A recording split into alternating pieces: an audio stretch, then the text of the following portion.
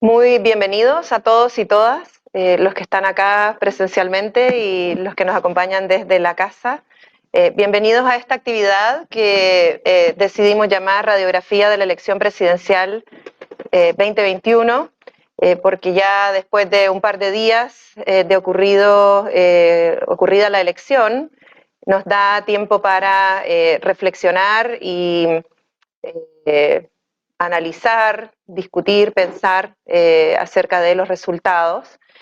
¿Y quién más perfecto para acompañarnos en esta reflexión que dos expertos que han mirado esta elección probablemente desde distintas perspectivas?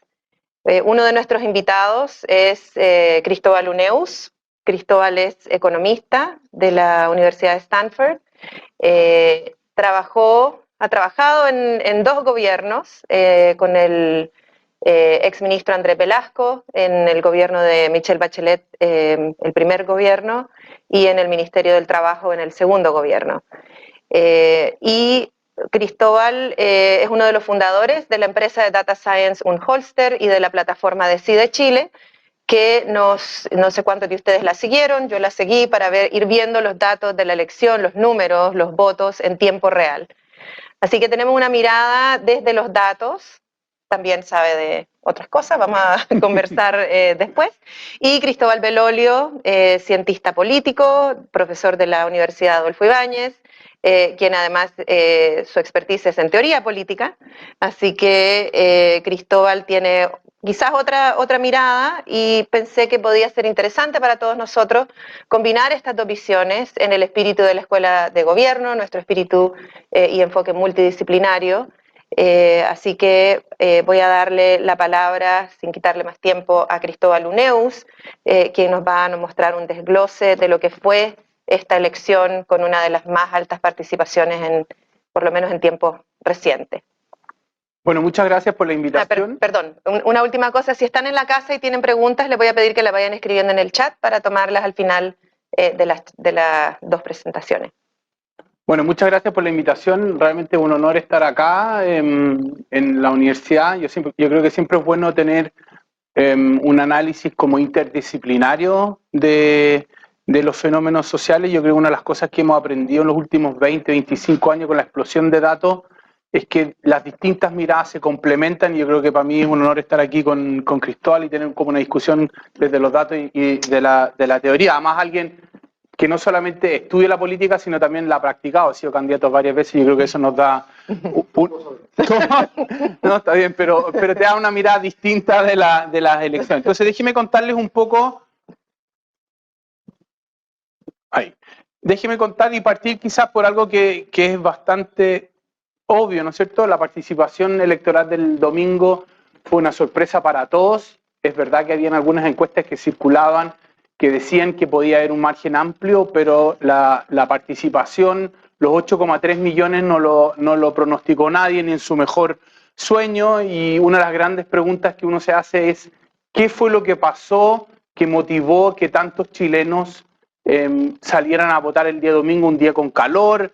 Hubo rumores de que el problema del transporte público iba a hacer que votara menos gente, y eso yo creo que es un fenómeno que hay que mirar con más detención.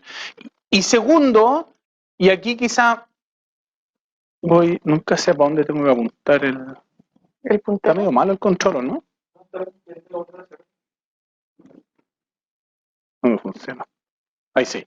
Y segundo, es que esta segunda vuelta es totalmente anómala, ¿no es cierto? Tenemos poca historia de segundas vueltas electorales, pero si hacemos un recordatorio bien breve, la segunda vuelta 2013, Michelle Bachelet, Evelyn Matei, todo el mundo sabía que Bachelet iba a ganar, ¿no es cierto? Y la participación cayó 7 puntos. Michelle Bachelet terminó ganando por un amplio margen. La segunda vuelta del 2017, la campaña de Chilezuela, ¿no es cierto?, fue bien competitiva, subió la participación, no subió en todo el país y subió en algunos tramos más que en otros, sobre todo los mayores 50. Y finalmente la segunda vuelta del domingo, que fue impresionante el aumento de participación, sobre todo con una primera vuelta que tuvo una sensación amarga. Yo al menos esperaba, yo pensé que la primera vuelta era mucho más competitiva, y que por lo tanto más chilenos iban a terminar votando de los que terminaron votando. Yo creo que eso a mí al menos me sorprendió en la primera vuelta y por lo tanto en la segunda me sentí más sorprendido. Yo en mis mejores sueños y dije vamos a llegar a la participación del plebiscito, 50,9, nunca pensé que íbamos a llegar al 55,6. Ahora, si vemos dónde creció la participación, podemos separar, separamos Chile en tres y un poco mirando los resultados de la primera vuelta. El norte, la participación subió poco, pero subió poco, y ahí yo destaqué Antofagasta, el distrito 3, y Atacama, el distrito 4, ¿para qué hablar de Arica y Tarapacá? Menos del 5%. La región metropolitana, que va del 8 al 14, el 11 el distrito del Barrio Alto, ¿no es cierto?, donde estamos nosotros ahora, creció menos, y después en el sur creció de manera importante. Y esto es importante porque en el sur, en primera vuelta, José Antonio Kast ganó, ¿no es cierto?, le ganó a Gabriel Boric, y entonces en el sur, pensando que este era un terreno más local de José Antonio Kast, la participación subió cualquier cantidad, subió sobre todo, y destaco el Maule Sur, el distrito 18, ¿no es cierto?, 25% en la primera y segunda vuelta. Uno hubiera pensado la participación iba a favorecer a José Antonio, le voy a contar después un poco a quién terminó beneficiando la participación. Entonces, en el norte subió poco, en la región metropolitana aumentó importante y en el sur fue realmente el movimiento de masa. Ahora, ojo, las campañas tuvieron estrategias distintas en la segunda vuelta y una de las cosas que al menos nosotros destacamos, que yo creo que jugó un rol importante y lo vamos a ver después en los números por género, es la incorporación en la campaña Gabriel Boric de Isquia Siches, ¿no es cierto?, en segunda vuelta. Y fíjense que en el norte, ella partió su gira en el norte, ¿no es cierto?, ella es de Arica, es del norte, es nortina, como se dice ella, subió poco la participación en el norte y por lo tanto los que terminaron votando cambiaron mucho más de opinión y se notó más que los del sur, donde subió la participación, entonces el trabajo en el norte fue distinto al trabajo en el sur. Si yo miro y tratamos de explicar quién fue que en el margen salió a votar, nosotros nos gusta hacer dos gráficos, y esto es algo que aprendimos con el plebiscito, es en la región metropolitana, entre la primera y la segunda vuelta, la participación creció más en comunas donde hay más gente con solo educación media. Esto explica todo el crecimiento de las comunas más periféricas, más pobres, La Pintana, Puente Alto, Maipú, donde la proporción de educación superior es importante, pero en el margen, en la segunda vuelta, nosotros queremos que haya un aumento más importante en gente con educación media. Esto es la región metropolitana. Pero si yo miro el resto del país,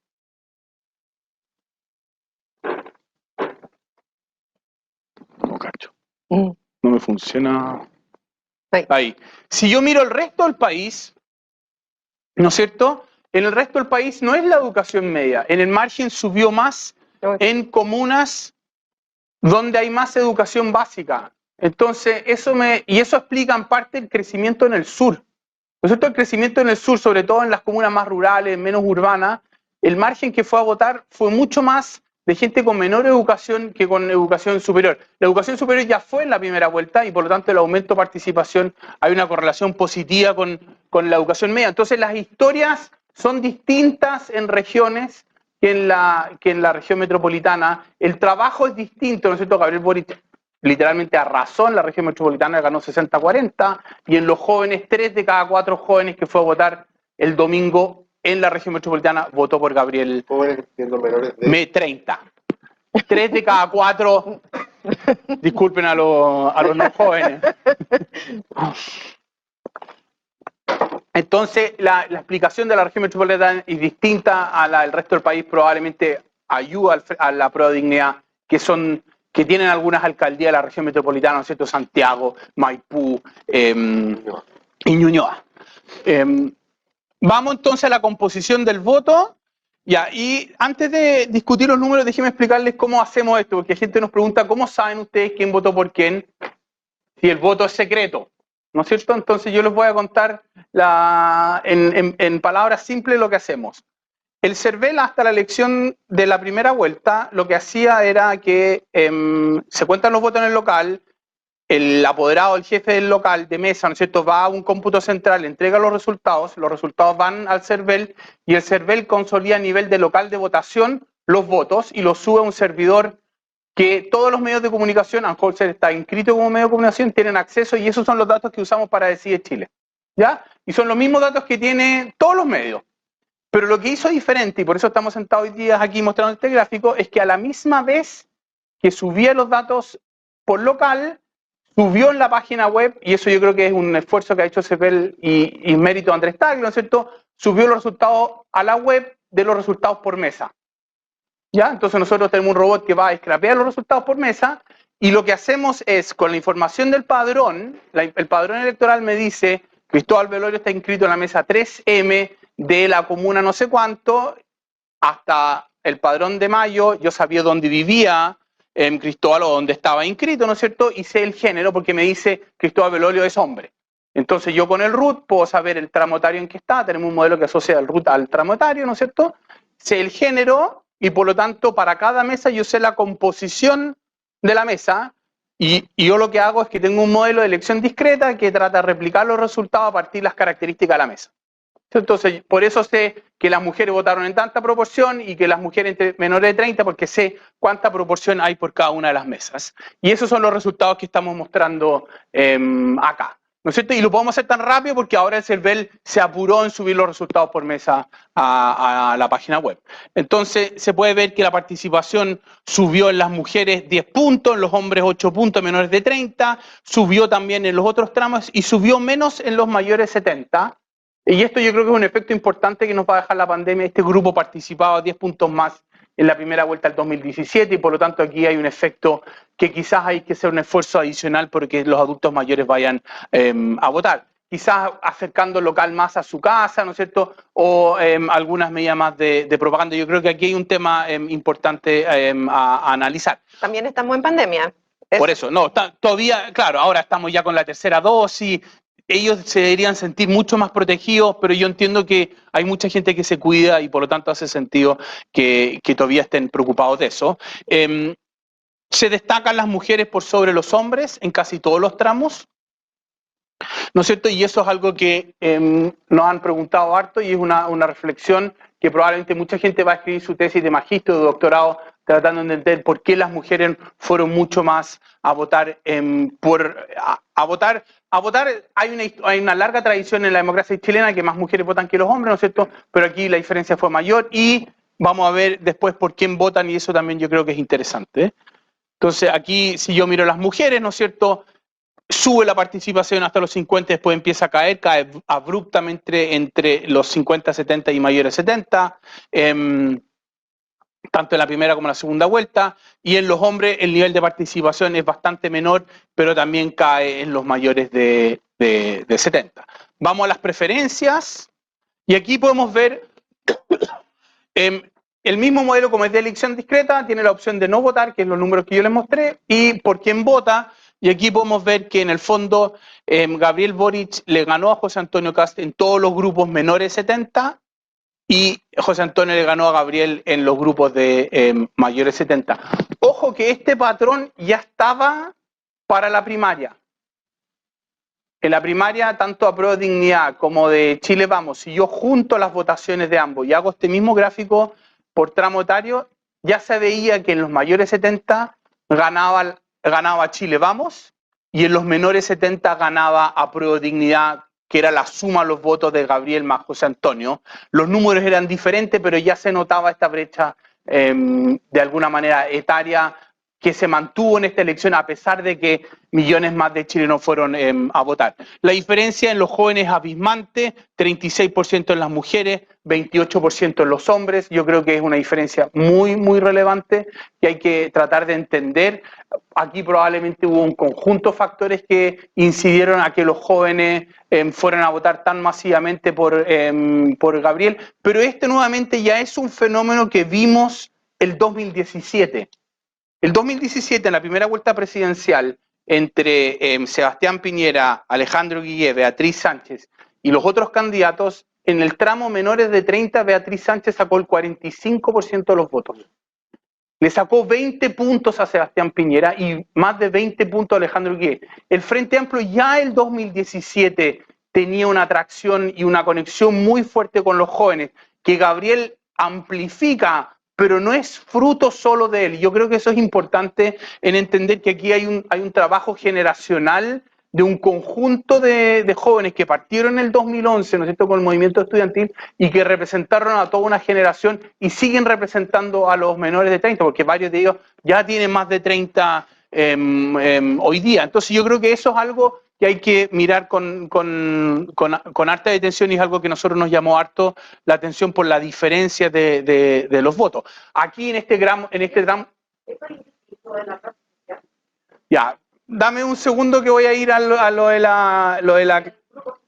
Claro, nos han preguntado harto por el grupo socioeconómico.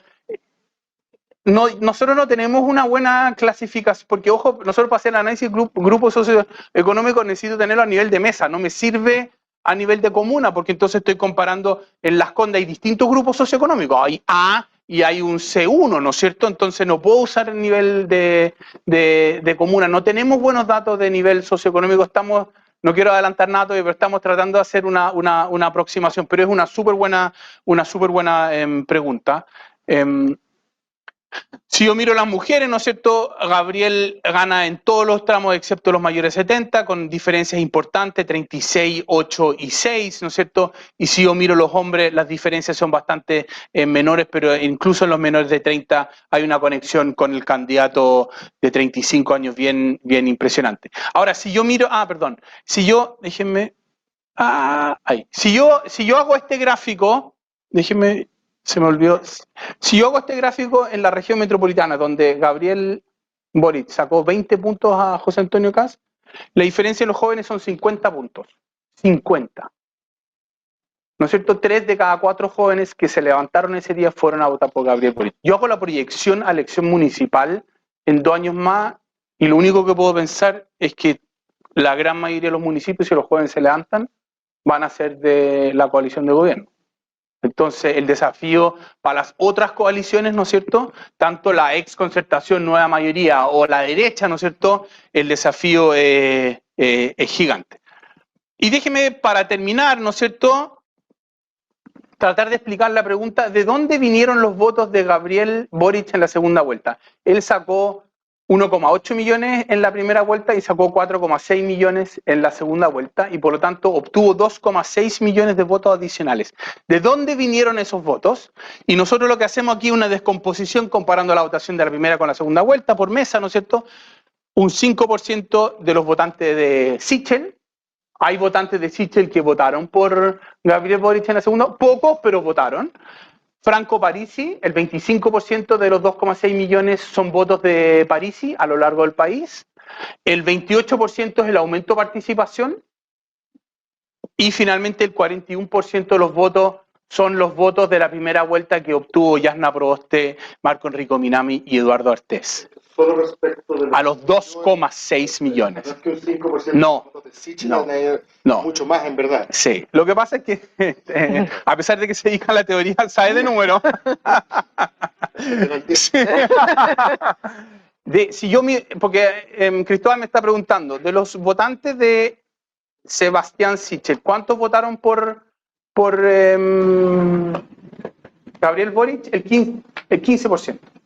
¿No es cierto? Si yo miro los votantes de Sichel, el 15% votó por Gabriel Boric. Si yo miro el votante de Franco Parisi, el 75% votó por Gabriel Boric. Si yo miro el voto adicional, el 60% se fue a Gabriel, pero el 40% se fue con José Antonio Kast. Entonces, no todo el aumento de participación es mérito de Gabriel, una parte importante también es de José Antonio, y por eso nosotros hemos dicho que es la competencia entre los dos la que llevó el aumento de participación. No es solamente que un candidato fuera tanto mejor, está bien, terminó ganando por 11 puntos, pero es la competencia entre los dos la que llevó a este resultado. Y yo creo, a diferencia de lo que decían las encuestas que circulaban, ¿no es cierto?, casi ilegales en la última semana, la gente sintió que esta era una elección competitiva, que no era evidente quién iba a ganar y por lo tanto su voto podía hacer una diferencia importante en la elección y por eso se lanzaron tantos a votar. Pero que también está bien estudiado en la economía política que cuando las elecciones son competitivas, claro, las personas se levantan a votar. como mostraste la elección de Bachelet, cuando ya las encuestas mostraban que ella iba Claro. a ganar por un amplio margen, La gente entonces, se quedó en la casa. ¿para qué voy a levantarme si ya el resultado está definido? Claro. Déjeme simplemente terminar con 3 ideas. La participación, un fenómeno. Yo sigo creyendo que el voto debería ser obligatorio. Yo creo que el voto voluntario es uno de los grandes problemas que tiene nuestra democracia, pero eso es algo que quizás podemos discutir en otro momento. La segunda vuelta convocó a un público bien distinto a la primera. Mostramos algunas láminas. Género hizo una mayor diferencia y los jóvenes es un fenómeno que si Gabriel Boric y su gobierno los aborda de la manera correcta, puede asegurarse reelegirse la coalición por bastantes periodos más. Eso. Muchas gracias.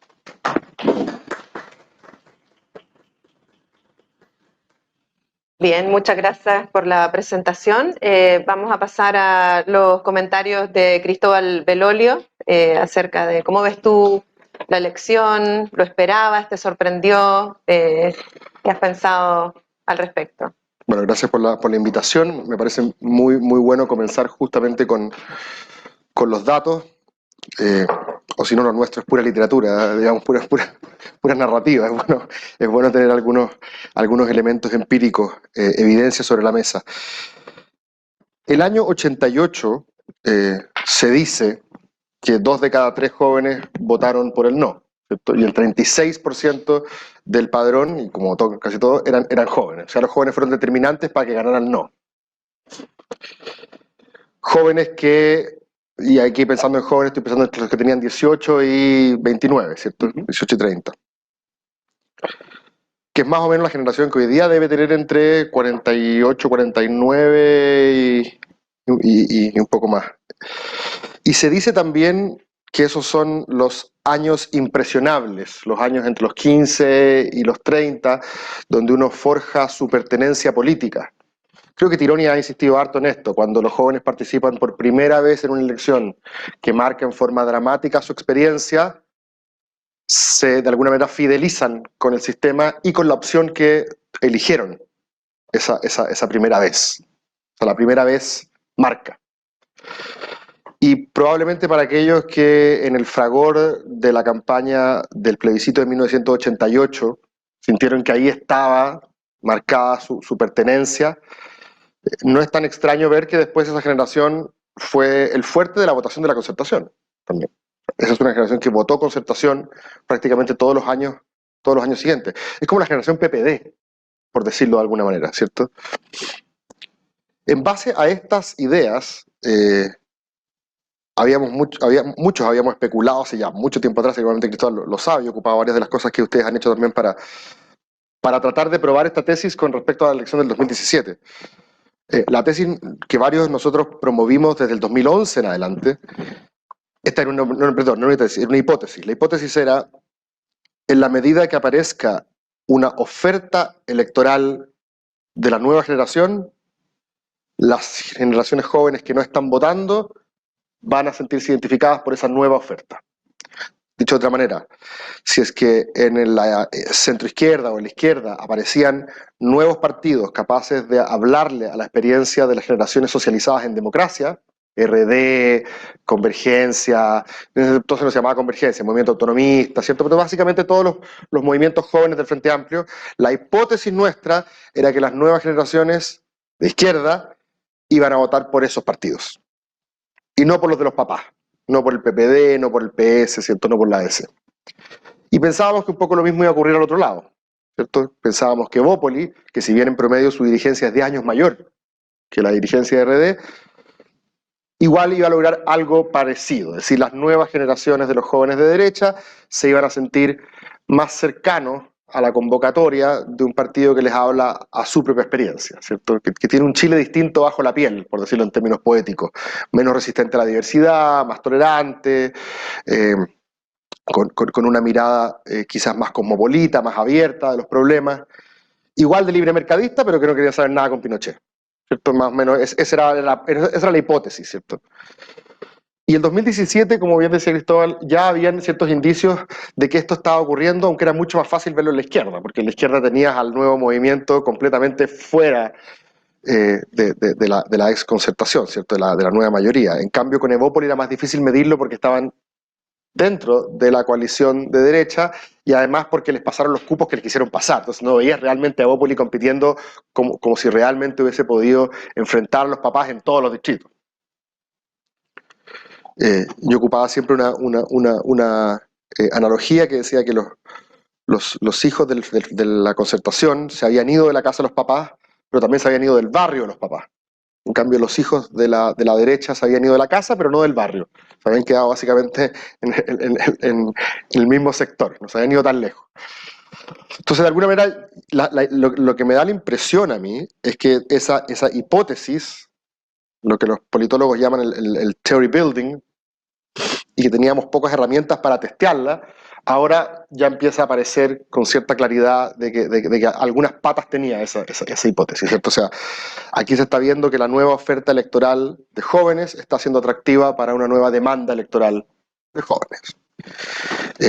Y me parece que respecto de esta hipótesis, las coaliciones tradicionales no hicieron prácticamente nada.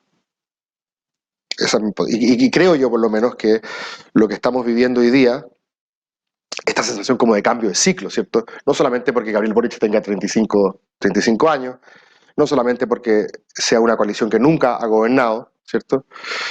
No solamente por el factor, ¿cierto?, que le llama mucho la atención a toda la prensa internacional, de que el poder pase de los baby boomers, de la generación que nacía a los 50, a los millennials, que es la generación nacida en los 80, saltándote a toda la generación X. No estoy con esto desahuciando a la generación X, yo creo que va a ser importante en el gobierno de Gabriel Boric y puede que el día de mañana todavía haya combustible ahí para seguir conduciendo procesos políticos, pero hasta ahora quizás fue demasiado el respeto o el temor reverencial que le tuvieron a sus padres y fueron los nietos los que prefirieron hacer el asalto, ¿cierto? Imagínate un cabro del año 2011 haciendo o con ganas de hacer una carrera política y mira que al lado el Partido Socialista, para que la nueva generación acceda al poder tenés que cumplir 50 años. Es lo que le pasó a Elizalde, ¿cierto? Entonces, probablemente sea mejor construir estructuras propias que compitan directamente y hoy día ver a Gabriel Boric entrando a la moneda con Giorgio Jackson y con Isquia Siches es muy llamativo, ¿cierto? Es una generación que tiene también ciertas complicidades, lenguajes, símbolos, una manera de entender el mundo que es muy similar. Nada muy extraño lo que ha pasado en Chile, ¿cierto? La generación de Frei Montalva jugaba de memoria, como se dice en el fútbol, ¿cierto? Leighton, Tomic, ¿cómo se llama? Garretón, Palma. Después probablemente la de Guzmán, ¿cierto? Cuando uno piensa como en los coroneles, había una entrevista que muchos se reían de Felipe Ward, que decía que él miraba para arriba a estos tipos que se vestían iguales, que tenían a las mujeres todas eran amigas, ¿cierto? Él lo decía en forma celebratoria, otros lo miraron en forma más irónica, pero el punto era que había ahí una especie de complicidad cultural. Cuando ves el mundo más o menos, o interpretas el mundo de una manera similar, con independencia de la diversidad cultural que pueden haber en algunos otros grupos, pero aquí hay una complicidad generacional. Y que de hecho lo interesante es que está dada por personas que pertenecen a distintos colectivos y partidos. Cuando hay gente que pregunta por el rol del PC en el nuevo gobierno, yo pregunto, ¿cuál PC? El PC de Camila y Carol, que claro, muy leales podrán ser a su partido, pero también ahí hay algo especial que forjaron al fragor de las movilizaciones, codo a codo, con los Boric, con los Jackson, o el PC de Tellier, de Carmona, de Juan Andrés Lago, o el de Jadwe, que ya es otra cosa, que creo que es importante también mirar esas complicidades generacionales. Entonces yo estoy completamente de acuerdo contigo. Si es que es cierto que estas primeras elecciones determinan de alguna manera, no de manera fija, pero sí contribuyen a determinar la preferencia política de las generaciones, la flechita del Frente Amplio va para arriba, como se dice en los juegos de fútbol, ¿cierto? El que está con la flechita para arriba, el que tenéis que meter porque le va bien. Me llamaba la atención cuando el Frente Amplio debutó con 20 diputados en la Cámara y un senador, el 2018, muchos medios me llamaban para preguntarme por cada condoro que se mandaban. Oye, ¿es verdad que el Frente Amplio capotó? Yo creo, ¿cómo que? Pues, da lo mismo los condoros que se manden puntuales, que la pelea de Garín con Gil. En la película completa, ellos tienen el flujo. Vayan ustedes hoy día a preguntar a cualquier universidad y por favor, si me encuentran una en la cual la federación se pelea entre el PPD y RN, si encuentran una, por favor, llámenme, avísenme, porque yo que algo conozco de esa fauna, De hecho, ya RD probablemente ya para los cabros más jóvenes ya debe estar como pasado. Hoy día probablemente hay incluso nuevos movimientos, pero lo cierto es que el nervio dramático no está ahí. Piensen en esta misma universidad, donde las elecciones, está probablemente en una universidad más diversa de Chile, por supuesto, pero las elecciones se pelean entre RD, Convergencia, ¿cierto? Hay una lista feminista, y por el otro lado hay un grupo de Bópoli, y hay un grupo más cercano a Acción Republicana. Esa es la constelación de actores hoy día que disputan las universidades. Y como este país sigue siendo más o menos un pueblo chico en ese sentido, donde hay lo que ocurre en las universidades sigue siendo muy relevante porque genera flujo. Este concepto de flujo, de hecho, me lo dijo una vez Jaime Belolio. Me dijo, el problema nuestro en la UDI, cuando estaba recién apareciendo Bópoli, me dice, el problema nuestro no es de stock, es de flujo. Claro. Y me da la impresión de que debe ser lo mismo en el PS, debe ser lo mismo en el PPD, y para qué hablar de la ADC, el Partido Radical. De hecho, probablemente si esto hubiera funcionado bien en términos de que los partidos tradicionales de la transición hubiesen sido lo suficientemente receptivos, convocantes para las nuevas generaciones, como en otros países donde prácticamente no hay opción. En Estados Unidos, o tú eres de la cultura republicana o eres de la cultura demócrata, no sé cuántos fantaseen con hacer partidos completamente nuevos, puede que ocurra en el futuro, pero los partidos también te entregan ciertos espacios para que aparezcan desafiantes. Piensen en los laboristas y en los conservadores en Reino Unido. Basta que una cohorte, por así decirlo, pierda 2 elecciones para que la que venga atrás te empiece a picanear y diga, me toca a mí. ¿Cierto? ¿Cuántas elecciones esperó Blair para tomarse el poder del Partido Laborista? O sea, una corte de desafío a Thatcher no pudo, la segunda corte de desafío a Thatcher no, me toca a mí. Piensen en Cameron. Esperó una que desafiara a Blair, no pudo, y la segunda me toca a mí.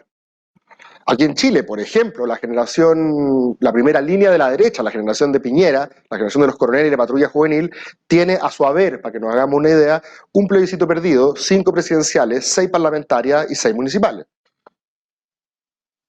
Y nadie en ningún minuto le dijo, córranse para el lado.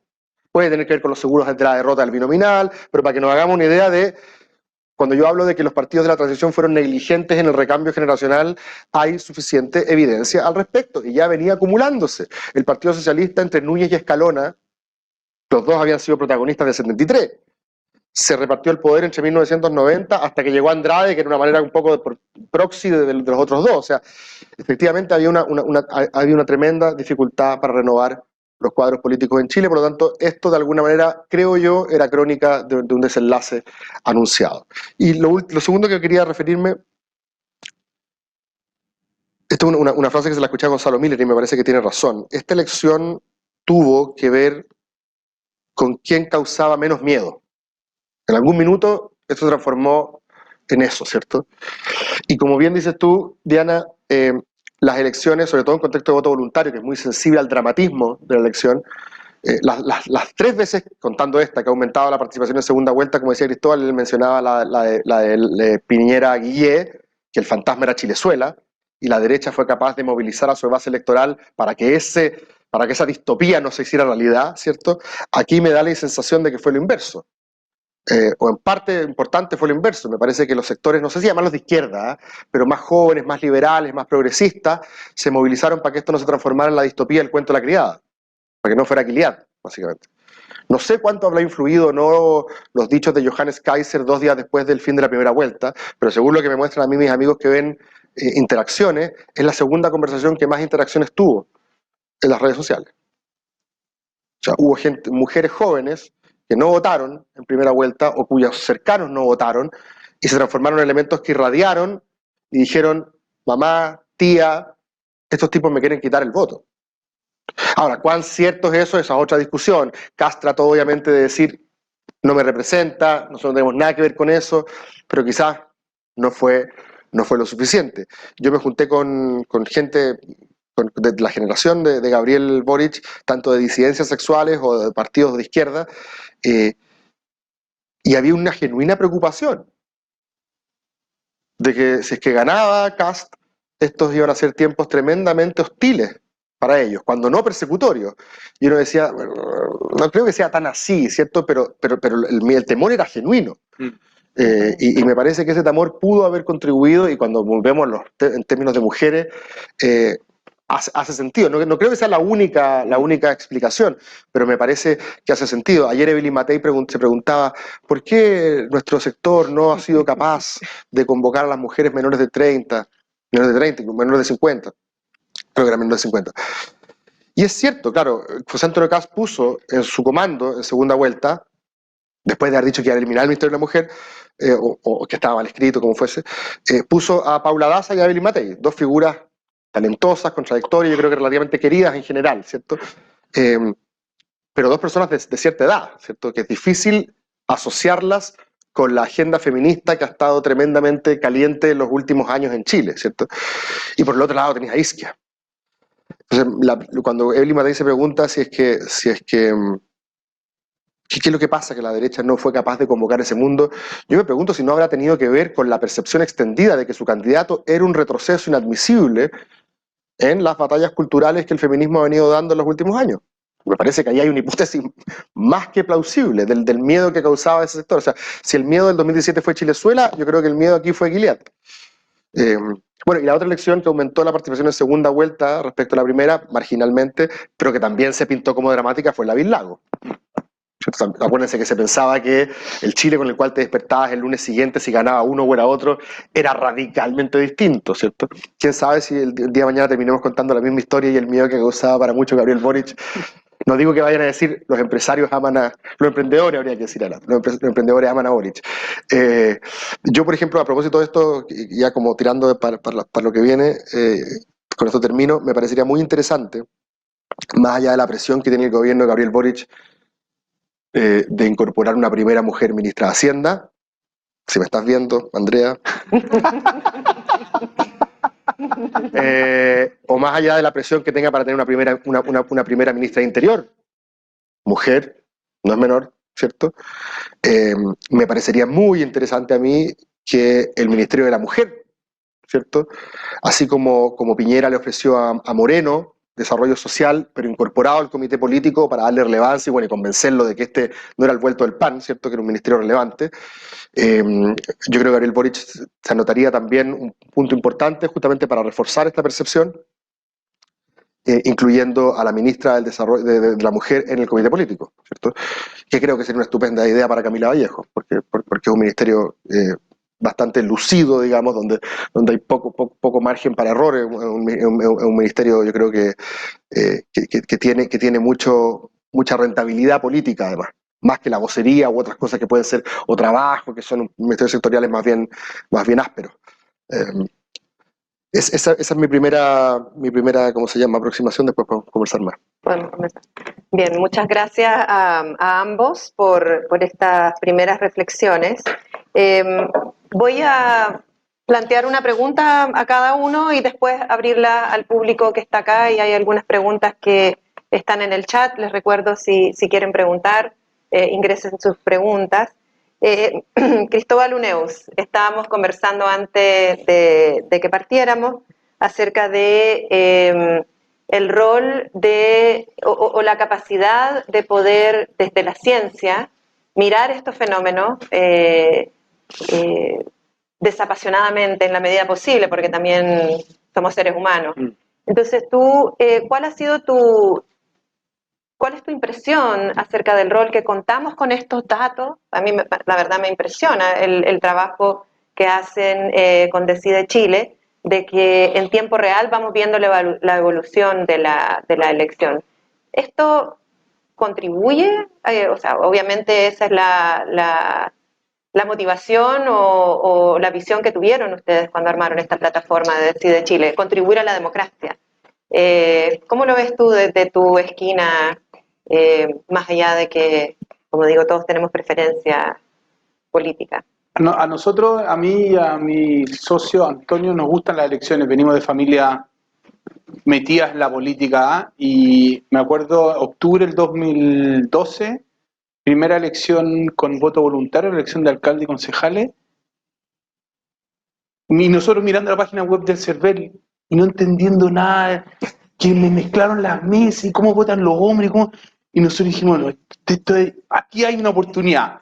Esto es demasiado enredado y nos gustan las elecciones, y casi como interés personal dijimos, aquí podemos hacer algo. Y ahí surgió Decide Chile el 2013, lo hicimos con las primeras visualizaciones, más como una cosa de una respuesta personal a tratar de entender los fenómenos políticos, porque creemos que entendiendo lo que pasa en la política podemos entender mejor lo que pasa en la sociedad, y eso es algo que nos interesa mucho, pero también como tratar de que otros puedan entender, porque es importante entender la política, porque juega un rol muy importante en la vida de un país. Entonces esta es como nuestra manera de contribuir a que la democracia se entienda un poco más y los fenómenos se entiendan un poco más.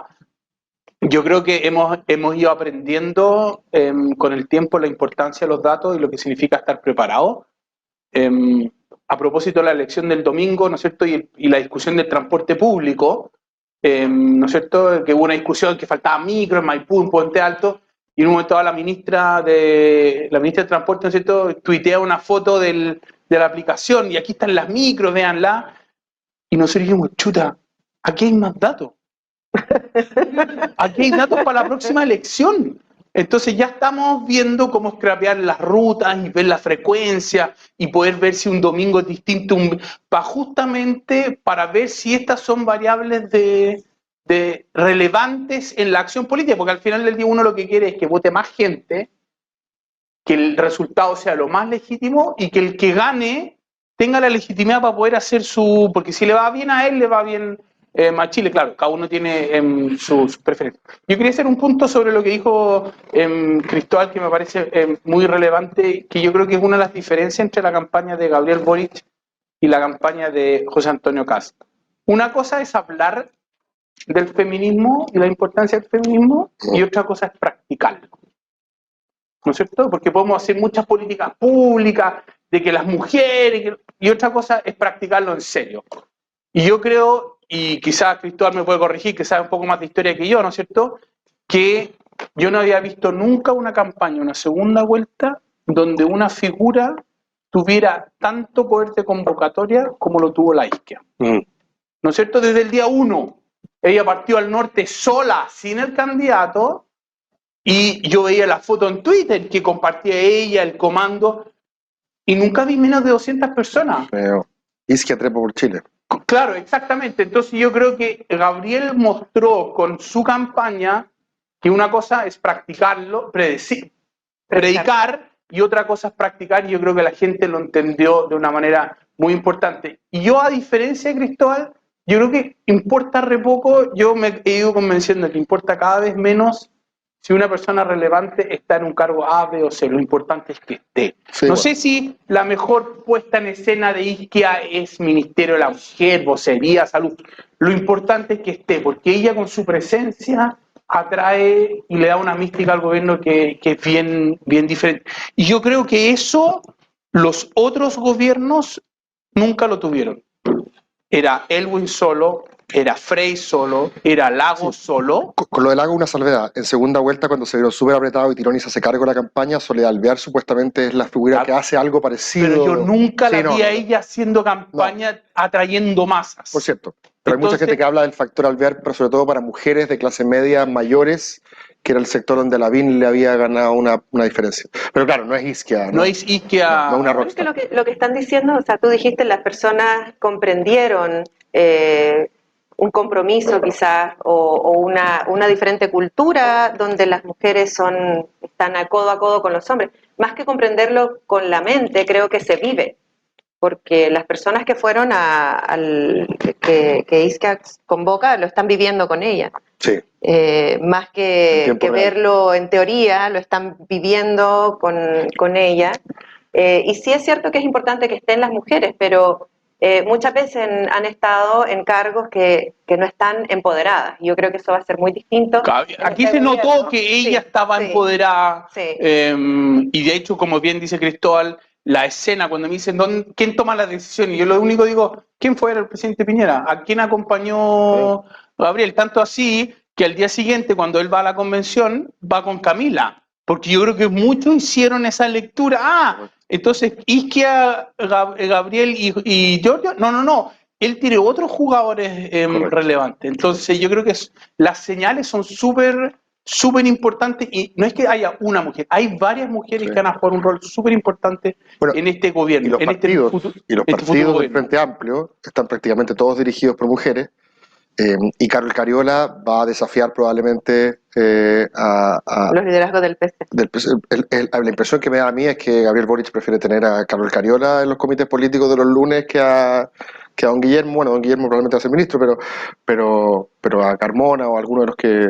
Ahora, ojo, Telier se ha moderado harto. Sí, Incluso ayer dijo que si quería nombrar un DC era prerrogativa del presidente. Sí. Un PC que diga eso, yo creo que son sí. signos. En todo caso yo pensaba en Camila Vallejo en mujer, y a Niska yo la pensaba en un rol más Puede en ser, el comité puede ser. político. Ahora, ojo, también hay mujeres muy importantes del Frente Amplio en la convención. Beatriz Sánchez, Connie Schoenhout. Sí, Entonces tiene un abanico de gente que probablemente, yo creo que la convención también va a marcar un tiempo, 2 tiempos. Para Gabriel, yo creo que el 2022, quizás, si miramos un poco cómo va a ser el primer año, bueno, lo más importante es que el plebiscito salida se apruebe con un amplio margen. Totalmente. Sí, perdona, creo que dijiste una palabra que son importantes las señales, pero fíjate que a mí me da la impresión, porque para mí la palabra señal, para mí esto es un reflejo de lo que son.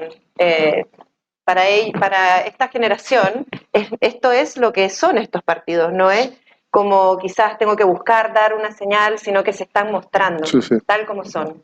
No, pero ellos entienden los mensajes entienden políticos. también, sí, es cierto, entienden Sí. los mensajes. Bueno, piensa además que de los elencos municipales que tú mencionas, Emilia Ríos, Ripamonti, Iracy Hasler, bueno, la convención también Bárbara Sepúlveda, o sea, además ahí hay entre el mundo PC y el mundo Frente Amplio una nueva camada de mujeres líderes, jóvenes, de líderes mujeres, sí. y que además no pertenecen, yo diría, a culturas tan compartimentalizadas o estancas, o sea, son fronteras culturales bastante porosas. Ya no son culturas monolíticas, de hecho yo creo que se parecen bastante entre uno y otro. Hay una pregunta, perdón, hay una pregunta ahí que yo encuentro que va muy al punto aquí que estamos abordando. Pregunta Ricardo, ¿no es cierto? ¿Le faltó calle o líderes acá? Yo creo que una de las ventajas que tuvo la campaña de Gabriel Boric es que mostró un elenco grande y pudo convocar a distintos tipos de gente, lo que hablábamos de la Isque, ¿no es cierto?, de Giorgio, de Gabriel, de Camila, el rol que jugó. Entonces yo creo que tuvo más jugadores para Sí. pasarse la pelota que José Antonio, que pensar que Briones no lo apoyó mucho, ¿no es cierto? Sebastián Siche se mandó a cambiar. Sí. Entonces, Hay un tema que, bueno, ustedes saben que yo no soy chilena, he vivido 17 años en Viña del Mar, y para mí fue bien interesante pensar, cuando vi a estos 3 jóvenes entrar a La Moneda, que teníamos a una mujer de Arica y a un hombre de Magallanes y Giorgio Jackson de Santiago, me Ñuñoa. imagino que es de él. Entonces teníamos el país representado. No sé cuándo se ha visto esto. Bueno, yo lo tengo muy presente porque los que no estamos no somos de Santiago, tenemos esto muy... aquí hay varios en la sala que están dándome like con lo que estoy diciendo. Pero eso va a ser distinto también, porque Sí. no es lo mismo tener una visión... Ellos desarrollaron su carrera política acá, ¿no? Pero tienen esto... Y que creo que fue un problema clave de los gobiernos de Piñera, sobre todo el segundo. En el primero todavía yo creo que no había mucha conciencia interseccional, por llamémoslo así, pero en el segundo ya parecía evidente que tú no podías seguir gobernando con todos tus compañeros de la cuadra. O sea, eran todos hombres blancos, heterosexuales, católicos, de más de 60 años, de los 4 mismos colegios, de las 3 calles. ¿Cierto? Y los mismos que habían estado antes. De hecho, en promedio fue mayor el gobierno en términos de edad del segundo que el primero, cuando ya tendrías que haber olfateado lo que había pasado entre medio. Me parece muy llamativo que Piñera, cuando asume su segundo gobierno, con un diagnóstico bastante triunfalista por la diferencia que le sacó yo creo que a Guillé, no haya tenido la sensibilidad para captar que era necesario gobernar el país con un elenco un poco más diverso desde ese punto de vista. Tenemos una pregunta de la sala. Yo tenía una, pero la verdad escuchemos al público. No, dale. Sí. No sé cómo... ¿Se escucha? No, me refiero a las personas que están en el Zoom. Ahí. Ahí sí se escucha, ¿no? Sí. Bueno, pues muchas gracias, súper claro, profesor Rodrigo Aravena. más allá de los datos, quisiera tener la opinión de usted en un par de cosas que uno escucha, que uno lee. Por ejemplo, no sé, cuando vemos los datos, lo que mostraba Cristóbal Uneus, y quizás es una pregunta para el otro Cristóbal, ¿podemos decir de manera simple, directa y quizá un poco liviana, los jóvenes son de izquierda? ¿Se puede concluir eso? ¿Se puede decir que hoy día tenemos, no sé, un electorado más liberal, siendo que la palabra libertad uno tiende a escucharla más a la derecha? No sé, esa cosa como que me enreda un poco. Y si pudiera hacer una segunda pregunta como breve, si me permites, Diana, quizás para el otro Cristóbal, uno ve en la prensa, quizás estoy leyendo, no sé, hay un sesgo ahí, no sé, pero uno escucha en la Duna a veces, o ve en el Mercurio frases del tipo, Boric va a necesitar, el nuevo presidente va a necesitar a la exconcertación para gobernar. No me queda tan claro. No sé si con esta votación, con con lo que vimos, si de verdad los va a necesitar, o a lo mejor aquí estamos a puertas de un nuevo modelo económico, no sé, la opinión de ustedes en eso. Así que... Bueno, hay dos economistas acá, así que tú puedes. Pero la primera pregunta era si se puede decir que los jóvenes son de izquierda. Y la voy a empalmar con una pregunta que estaba en el chat que decía que alguien había sido vocal o apoderado y que le había llamado la atención que los apoderados de Kast o eran mayores de 70 o eran cabros muy jóvenes. Alguien lo ponía aquí recién. Y aquí me voy a aprovechar nuevamente de los datos que proporciona Cristóbal Uneus, porque ustedes en el 2017, justo con lo que dijiste de Beatriz Sánchez, ustedes también calcularon que si solamente hubiesen votado aquellos que no participaron del plebiscito del 88, es decir, los sub 45 en esa época, a Kast le habría ido mejor. O sea, Kast, si no me equivoco, ustedes calcularon que habría sacado como 15 puntos si solamente hubieran votado los más jóvenes, pero en promedio sacó 8. ¿Cierto? ¿Es así? Sí. O sea, es interesante que Kast tiene su fanaticada joven, por decirlo de alguna manera. Yo fui varias veces en estos últimos años a la Fundación para el Progreso, que según tenía entendido yo, era como el foco del liberalismo clásico en Chile, ¿cierto? Y me llamaba la atención que Kast generara tanta atracción ahí, ¿cierto? A pesar de que la Fundación para el Progreso terminó siendo un poco un semillero tanto de gente de Evópoli como y después para José Antonio Kast, y no me cabía mucho en la cabeza esto, porque uno desde la teoría política tiende a encasillar las cosas y dice, no entiendo. Evópoli pareciera ser un proyecto cuya premisa es que los hijos de la generación de Pinochet son mitocondrialmente más liberales que los papás, ¿cierto? Esa pareciera ser la premisa de la fundación de un partido que no se va a la UDI, donde los cabros no se van a RN, sino que dicen, nos ponemos acá. Nunca quedó muy claro si esta novedad de esta derecha más al centro, más democrática, más liberal, tenía que ver con la dimensión social, que es lo que le habría gustado a Felipe Kast, ¿cierto? O tenía que ver más con la dimensión liberal, que es lo que yo creo que le habría gustado más a un Hernán Larraín Mate o a un Ignacio Briones, ¿cierto? Las llamadas batallas valóricas, ¿cierto? Donde había harto espacio porque toda la derecha era conservadora, ¿cierto? Según los estudios de Stephanie Allenda, que yo creo que es la única que ha hecho aquí como un trabajo sistemático respecto de las bases de la derecha de los partidos, efectivamente las bases de Evópoli eran más liberales que las bases de sus socios. O sea, cuando uno dice Evópoli es, en términos relativos, más liberal en términos valóricos que RN y la UDI, eso no es mentira. Por lo menos en las bases. Lo que también le llamaba la atención a Stephanie era que también los veía más libertarios en términos económicos. O sea, no se cumplió lo que quería Felipe Kast, que era que fueran más jesuitas, por así decirlo, sino que también eran más libertarios en lo económico. Ahora, en general esto es interesante porque el gran derrotado para mí de toda esta pasada es el proyecto Evópoli. Porque la apuesta era que lo que se venía era el centro de gravedad de la derecha, se iba a mover hacia este mundo más liberal, más centrista, más cosmopolita, más abierto, más democrático, ¿cierto? Que no tenía ninguna vinculación afectiva con Pinochet, ¿cierto?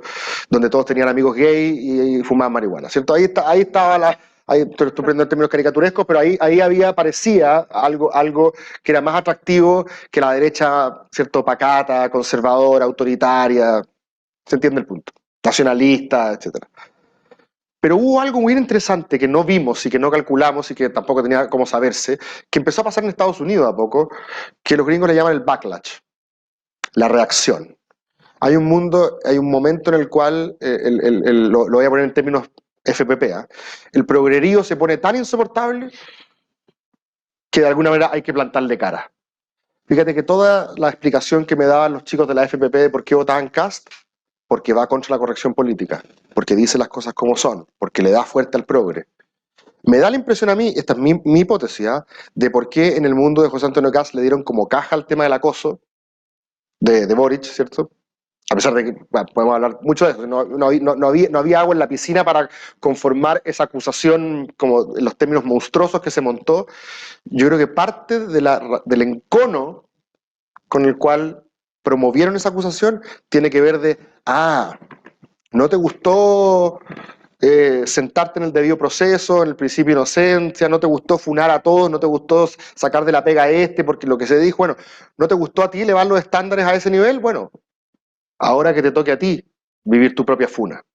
Más allá de la estrategia obvia de pegarle como en la línea de flotación de su propia campaña, que era feminista y todo, yo creo que hubo mucho de, todo lo insoportable que nos has hecho con tu moralina estos últimos años, bueno, ahora te voy a dar de tu propia medicina.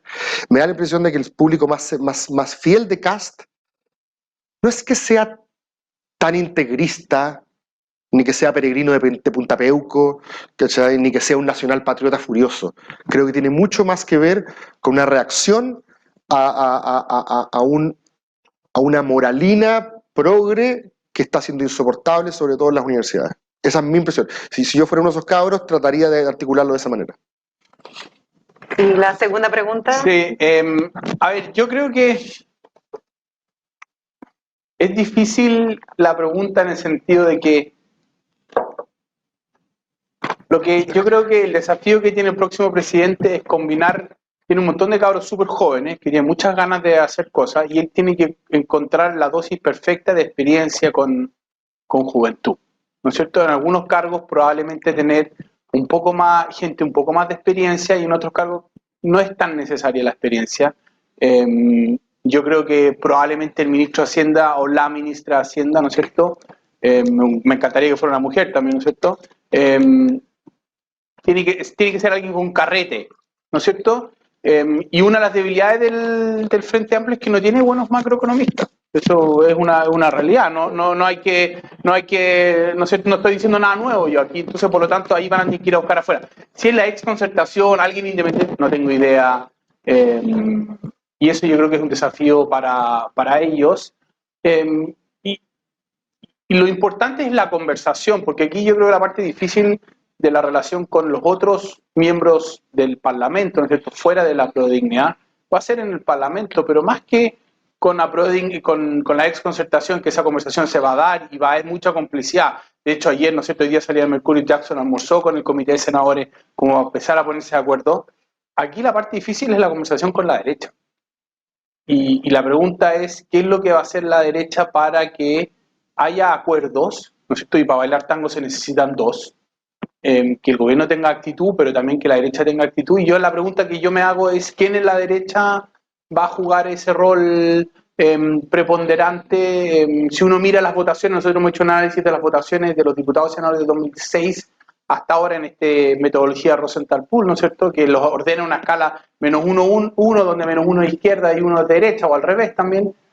Yo me imagino a Sandón, Keitel, Castro jugando algún rol. Son los más moderados en sus votaciones. Keitel en la Cámara de Diputados es el diputado que está más cerca de la oposición actualmente. Mira, Muy distinto a Felipe Kast. qué interesante. Entonces yo creo que ahí en Evópoli hay distintos mundos. Ahora claro, una cosa es votar en la Cámara de Diputados y otra cosa es votar en el Senado, ¿no es cierto? Luciano Cruzcoque va a estar en el Senado también hoy día. Claro, Cruzcoque está más hacia la derecha que Sí, Keitel. hoy día está a la derecha de la UDI. Y Felipe Kast está bien a la derecha. Y de hecho, si yo miro en promedio los partidos, está RN más al centro, Evópoli y después la UDI, Sí. ¿no es cierto?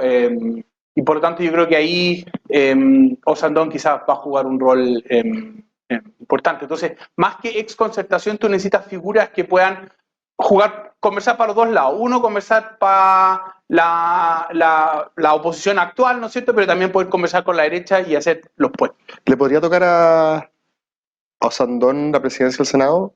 Claro, están discutiendo, como tan empatados, Mitad y mitad. son mitad y mitad, y la discusión es quién gobierna los primeros dos y quién gobierna los otros O dos. sea, Osandón podría entregarle la banda a Boric en marzo. Eso es lo que él quiere. No sé si Boric Es lo quiere que esa además foto. para humillar a Piñera. No, claro. Bueno, hemos hablado del análisis del domingo y cuando conversamos ayer, Cristóbal Belolio, ¿cómo ves el futuro? ¿Qué se viene en los próximos, el futuro cercano, ¿no? Sí. Si bien no tenemos una bola de cristal, ¿cómo ves tú los próximos meses del nuevo gobierno? O más largo plazo. Estamos viviendo en este minuto un periodo de alta excitación, ¿cierto? Por razones obvias. La sensación de cambio de ciclo va acompañada de ese momento.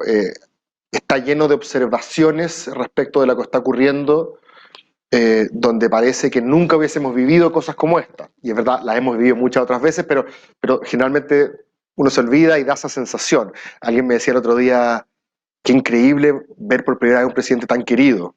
Porque claro, hoy día Boric es un rockstar, va a cualquier lado, además que hubo toda una iconografía, una campaña muy orgánica, más allá de las personas de arriba, cosas que surgieron como de abajo hacia arriba. Funcionó todo bien en la campaña de Boric en la segunda vuelta. Y uno dice, bueno, no habrán visto a Bachelet, cuando Bachelet 1 ganó, claro. Las chilenas se pusieron una banda, o sea, pero bueno, la gente tiene memoria corta. Hubo otra connotada tuitera que decía algo así como nunca había visto una relación de pareja donde hubiera real amor y no solamente conveniencia. Bueno, yo creo que don Patricio y doña Leonor realmente se querían. Como que uno de repente se le olvida de que hay cosas atrás. Pero bueno, a propósito, hubo una pregunta súper interesante que decía si es que ahora se puede considerar que se acabó la transición. Que ya a esta altura la pregunta es ¿cuál de todas las transiciones? Claro, es como, sí. ¿Cuándo se acabó? Bueno, Fran, no sé, ¿cuándo se acabó la Edad Media, ¿cierto? Fue la toma de Constantinopla, fue el descubrimiento de América, fueron las tesis de Lutero, ¿cierto? Pero más o menos como que uno identifica un marco. Yo tengo una tesis, ¿cómo se llama? Mucho más excéntrica, yo creo, a esta altura. Yo creo que la transición se acabó cuando Andrés Saldívar salió del Ministerio del Interior, con Bachelet 1. O sea, la transición para mí termina cuando una nueva generación, que es la que ganó hoy día, el 2006, saca de escena al representante de la generación anterior. La transición o comienza a acabarse, yo diría, en Bachelet 1 cuando aparecen los pingüinos, que después el 2011 consolida eso y ahí definitivamente empieza a abrir un nuevo ciclo. Toda la era Caburga, que es Bachelet-Piñera, básicamente ve cómo la transición se va acabando. Pero la transición no es que se acabe en un día, es un periodo en el cual empieza a apagarse. Ahora, en esta sensación de nuevo ciclo, que es el gobierno de Aprueba Dignidad y de Gabriel Boric, me da la sensación de que su principal función va a ser frustrar expectativas a un nivel soportable. Si estuviera aquí Juan Carlos Eijos estaría orgulloso porque lo aprendí de hecho en la Escuela de Liderazgo de esta universidad. El liderazgo se trata de frustrar expectativas a un nivel soportable, ¿cierto? No hay empresa humana que no esté asociado a ciertos niveles de frustración, ¿cierto? Afectiva, laboral, sexual, cualquiera, ¿cierto? Siempre, a veces uno queda, ¿cierto? Le mejora las expectativas, pero generalmente en las de largo plazo siempre se frustran las expectativas. La pregunta es, ¿cuál es el umbral tolerable de expectativas frustradas? ¿Dónde tiramos y ahí depende de cuánto la pongas arriba el umbral o cuánto lo pongas abajo, ¿cierto? Me da la impresión de que para Gabriel Boric el umbral tiene que ver con la aprobación de la nueva Constitución, que es el eje central de este gobierno. O ya, cada día tú no sos afán y gobernar es navegar. Mañana puede que las tormentas hagan que esto mañana hay un terremoto o no sé, cualquier cosa y bajan los marcianos y todo cambia de un día para otro. Pero, bueno, piensen en los mineros, en Bielsa, o sea, lo que protagonizó Piñera 1 no tiene nada que ver con lo que originalmente tenía pensado. Pero, en principio, si yo fuera Gabriel Boric, me doy con una piedra en el pecho, como se dice, me doy por satisfecho si termino mis 4 años democráticamente, le entrego la banda al que viene, sea de mi coalición o de otra, soy capaz de conducir o acompañar, mejor dicho, el proceso constituyente aprobando una nueva constitución Por un amplio margen. por un amplio margen, ojalá, ¿cierto? Cosa que hoy día no está asegurada, ¿cierto? Y por lo tanto las señales hoy día entre el gobierno y el sector, digamos, pivote o engranaje de la convención es un diálogo muy aceitado. Cuando pienso en los pivotes me refiero a Frente Amplio, Colectivo Socialista y INN. Claro. Ahí está el eje, ¿cierto? Hay otros que no les importa tanto estirar el chicle porque no se sienten con la responsabilidad histórica de que esto salga bien, ¿cierto? En cambio, este grupo que acabo de mencionar entiende que si esto se llega a rechazar, o sea, el fracaso histórico es inadmisible.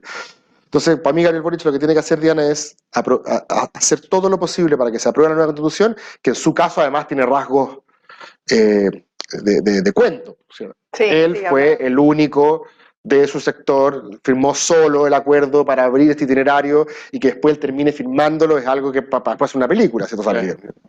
Sí, o sea, es como un arco mandeliano, ¿cierto? Él paga el costo por mirar, por pensar en Chile en vez de su propia tribu, ¿cierto? Y después termina siendo, ¿cómo se llama? Electo y él termina sepultando la constitución de Pinochet, gracias al acto heroico de haberse opuesto a su tribu y haber pensado hacia arriba. O sea, le da efectivamente un cariz casi cinematográfico. Y no hay que pensar en más de una reforma, una o dos reformas, que en el caso de Boric ya parece obvio, es pensiones y a su público la condonación del CAE. No veo mucho más. En educación yo tampoco pensaría en cosas mucho más ambiciosas porque él es como el significante vacío de la educación. Él no necesita hablar de educación. Esa es la generación que entró en la política justamente corriendo la frontera de lo posible en educación y ya con Bachelet 2 gran parte de esas demandas fueron absorbidas o por lo menos procesadas Con por la el gratuidad. sistema. Claro, exacto. O sea, esa frontera ya se corrió. Me parece que hoy día lo de la condonación del CAE o algún método que lo haga, más allá si estemos de acuerdo o no, pareciera ser una demanda de la cual no se van a poder sacudir.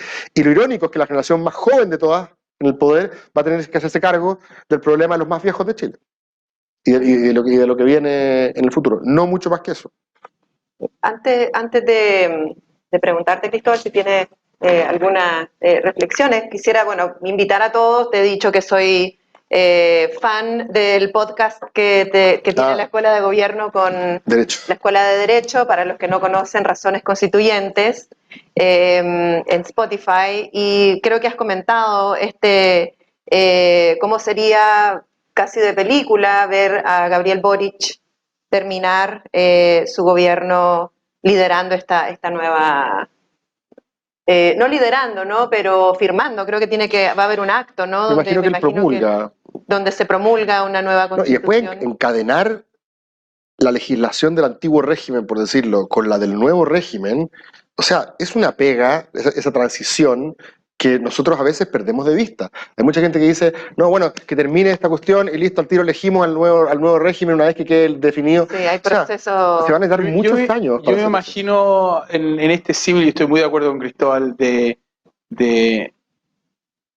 que la nueva constitución va a ser plantar un nuevo árbol. Pensando en la campaña y en este relato que él ha Quizás te construido. escucha y... Pero yo también creo que el proceso constituyente, ¿no es cierto?, también va a marcar los tiempos en el gobierno. Yo me imagino un primer tiempo Claro. de aquí a que se apruebe el plebiscito de salida, ¿no es cierto?, que va a ser un tiempo en que probablemente va a quizás mandar la reforma tributaria, porque necesita plata para hacer la reforma de pensiones, y arreglar algunos cagazos fiscales, ¿no es cierto?, y yo me imagino las reformas más importantes, pensiones, o hacerlo con la nueva constitución, porque es como también simbólico, como que yo de verdad maté lo anterior, Claro. ¿no es cierto? Y por lo tanto yo me imagino que va a haber dos tiempos que él va a tener que administrar en esta frustración de las expectativas, ¿no es cierto? Como decir, oye, tranquilo, ya viene nuestro nuevo ciclo de verdad con la nueva Y constitución. los que entran después, yo estoy pensando, por ejemplo, en figuras como Claudio Castro, que hoy día es alcalde de Renca, pero podría ser una pieza clave en el segundo tiempo de este gobierno. O algunos convencionales. O algunos convencionales, evidentemente, que van a tener que seguramente tener un espacio digamos, de vacancia o libre, pero después tienen que entrar al gobierno a ser parte. Quizás hoy día hablamos de Isquia como casi que la futura presidenta 2016. Quizás hoy día ni siquiera tenemos idea. No ha aparecido todavía en el escenario las personas que van a conducir esto en el futuro. Yo creo que la derecha tiene un programa mucho más complejo, porque tener el gobierno te permite además estar probando nuevos liderazgos que aparecen, que se proyectan, ¿cierto? Bachelet apareció originalmente como una figura en el gobierno de Lagos que nadie conocía originalmente. Estaba partido en salud y después la cambiaron a defensa. Correcto, o sea, hoy día pueden, el día de mañana, no sé, Antonio Urrejola en Cancillería, un ejemplo, y de ahí lograr tener una visibilidad pública que la ubique. Todavía no sabemos realmente qué es lo que puede pasar en ese sentido, y hay muchos que por lo mismo hoy día están diciendo, ¿será tan buena idea comenzar en el gobierno? Claro, por eso los dos tiempos... Si los primeros 7 meses son tan difíciles... Pero es un proceso natural. El otro día conversaba con alguien de esto, ¿no? Que en todos los gobiernos, en todos los países, hay un primer gabinete y hay recambios muy rápido. Por eso los ministros ponen su renuncia todos los eneros, creo yo. No sé cuándo ocurre acá. Y un José Antonio Caz, que va a estar, no sé, ¿han visto ese meme de ese tipo que está como detrás del árbol así, sacando la lengua, como esperando ya? José Antonio Caz está así, esperando que el gobierno, que es un gobierno inexperto, joven, que me parecía muy raro que todo resultara perfecto, con lunas de miel cada vez más cortas, más complejas, él va a estar esperando cada error del gobierno para asociarlo a la convención y cada error de la convención o cada pasada de tejo de la convención para asociarla a Boric y aprovechar el plebiscito de salida de la convención como un referéndum también sobre el gobierno de Boric. Esa es la jugada que yo creo que va a hacer José Antonio Caz, porque es la única manera que tiene también de extender su liderazgo en el sector. No es para nada obvio que José Antonio Caz sea de aquí en adelante el líder de la derecha. Para nada obvio. O sea, hoy ocupó el rol que tenía que ocupar porque, bueno, se dieron las circunstancias. Pero como no tiene nada de obvio, él va a tratar de aprovechar en lo que sí pareciera ser, como se llama, consistente, que es el niño símbolo del rechazo, ¿cierto? De aquí por lo menos hasta la salida de la convención. Ya hay convencionales que están hablando ahora ya más seriamente en poder alargar un poco esto. La pregunta es si la derecha les va a dar los votos en el Congreso. No creo. Y es bien difícil. Bueno, o sea que aprovechemos la relativa calma en estos días porque se vienen conversaciones para rato y no quiero quitarles más tiempo. Les quiero agradecer a los dos panelistas por haber venido esta mañana, a todos ustedes. Gracias por las preguntas, no las pudimos responder todas, habían muchas. Va a quedar grabado este video, después vamos a compartirlo. Y esperamos volver a encontrarnos en este tipo de reflexión. Muchas gracias. Gracias.